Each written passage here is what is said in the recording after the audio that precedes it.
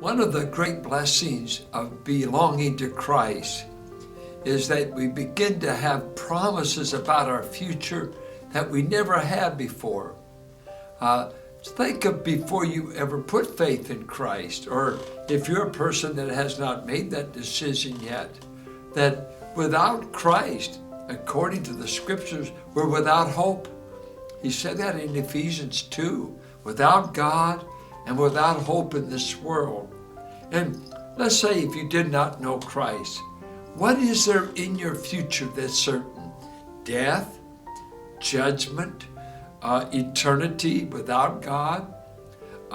There's hardly nothing in your future that's for certain that is pleasant.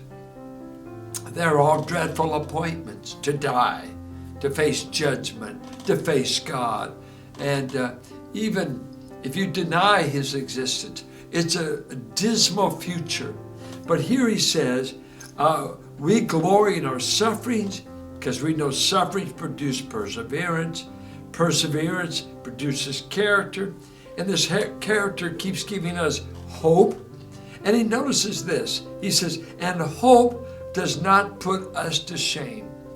And the word is sometimes translated disappointed. And the idea is whatever God promises, you won't come up to it and be disappointed, or that he'll fail to keep. If God said he's going to meet you at 2 o'clock in the afternoon, you won't show up and be disappointed because he didn't make it. He'll be there. He keeps his promises. And God has told his people things like this for their future. I've made a home in heaven for you.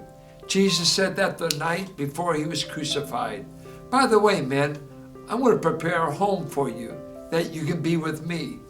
Did you ever have that kind of hope before? Could you ever say, heaven is my home? I know I'm going there. I used to go to family funerals, and that when my dad's people would sing, it was as though they had toured heaven. They had such confidence and hope about loved ones landing there. What a great hope. Or you get something like this. Someday I'm going to conform your body to have one just like me, like my resurrected body. So you mean if I die, that's not the end? No, I'm going to resurrect you eventually.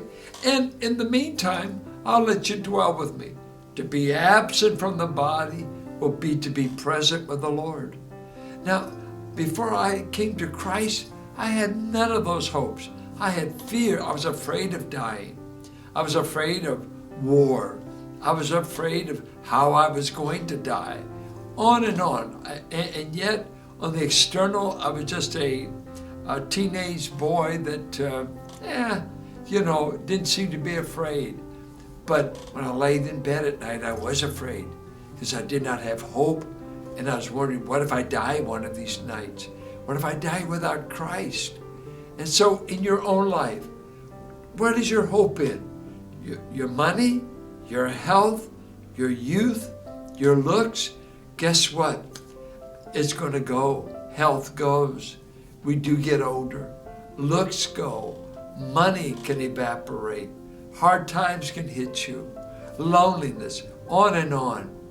But in Christ, he says he gives us hope. And hope for the believer is certainty about the future based upon God's promise. We have a certain future. If you should die today as a believer in Christ, you will be with him forever. This is hope that you can't find in anything else. Trust Christ. And if you have trusted him, don't be paralyzed by the future. You've got the brightest future you could ever imagine, to be at home with Christ forever in a brand new body. May God encourage your heart with the prospect of your hope, and you will not be disappointed. God bless you.